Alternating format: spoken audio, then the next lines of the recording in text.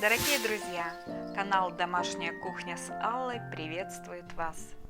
Друзья, всем привет! Сегодня мне очень хочется поделиться с вами рецептом самого нежного, самого вкусного, самого ароматного, замечательного пирога к чаю или кофе, или можно просто так его есть и наслаждаться жизнью. Для этого нам понадобится форма, вот такая, как у меня. Она диаметром 20 сантиметров. Можно взять разъемную форму с дном. Я же соорудила вот такой из бумаги кружочек и под ним еще 2 листика фольги. Теперь я листики фольги подниму, и у нас вот получится подобие формы. Для того, чтобы сделать этот пирог, нам понадобится либо миксер, либо кухонный комбайн. Любое, что у вас есть, потому что венчиком хорошо взбить яйца, это может быть только у профессионала получится.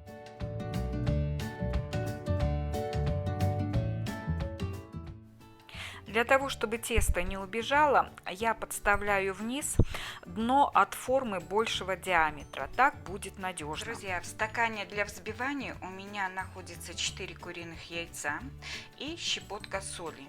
Сюда же я добавляю пакетик ванилина и начинаю взбивать яйца на не слишком большой скорости.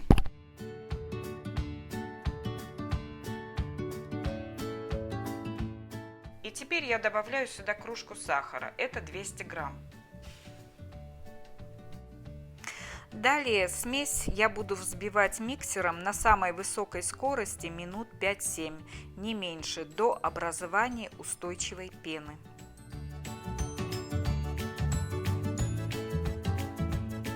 Такая у нас пена получилась в стакане.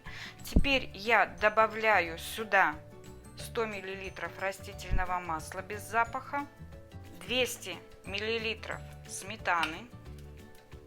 Все это аккуратно перемешиваю.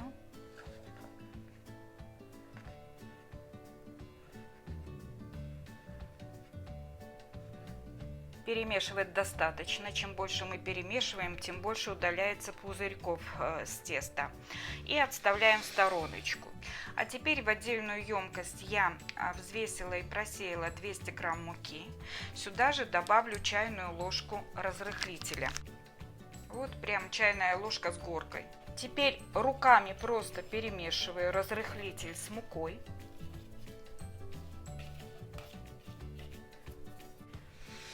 И все это добавляю постепенно в емкость со взбитыми яйцами, сахаром, сметаной и растительным маслом. В 3 этапа будем добавлять муку и снизу вверх размешивать в одном направлении.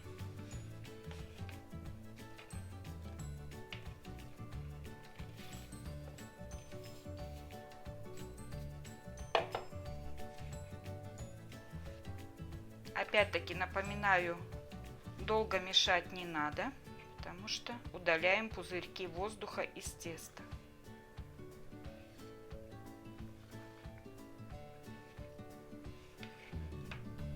И последнюю порцию забрасываем. Размешиваем.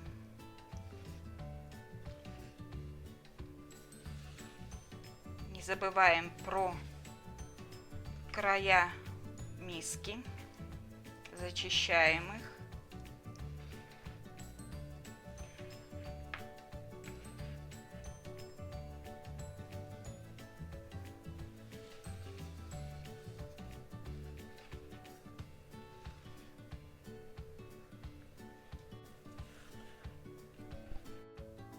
Далее выливаем тесто в форму, пользуясь при этом силиконовой лопаткой.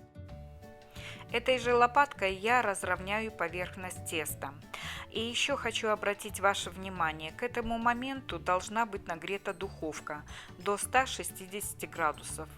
Форму с тестом мы помещаем в духовой шкаф и будем выпекать примерно 1 час. Друзья, пирог готов. Вот по этой дырочке видно, что я шпажкой прокалывала в самом высоком месте пирога, чтобы определить, сухая она или влажная. Если влажная, то пирог еще допекаем. Если сухая, он готов. Друзья, пирог я перевернула вверх дном. И теперь аккуратно буду снимать фольгу с пирога.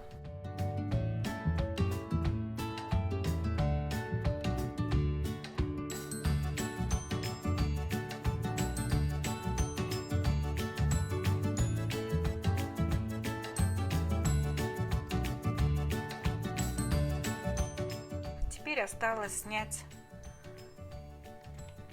пергамент. Поворачиваю пирог вот таким образом и вот так по окружности формы прохожусь ножом. Друзья, вот таким получился пирог. Его высота с краю примерно 6-7 сантиметров, а посередине она где-то будет 8-9. Примерно за 20 минут до готовности пирога я его накрыла смоченной в воде и отжатой пергаментной бумагой и сверху еще прикрыла фольгой. Это делается для того, чтобы верх пирога сильно не румянился. Пирог остыл, посыпаю его сахарной пудрой и перекладываю на тарелочку. Сейчас будем пробовать.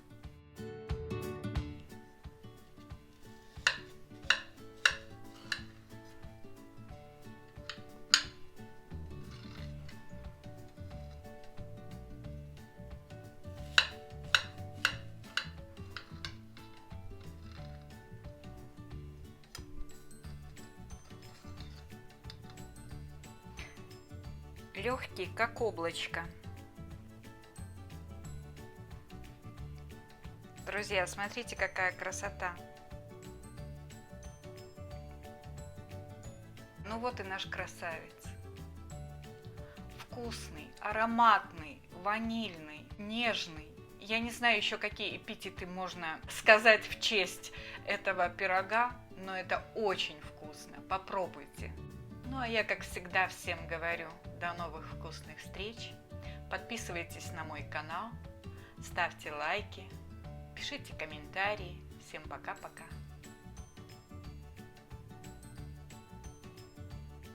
Дорогие друзья, благодарю вас за подписку на канал.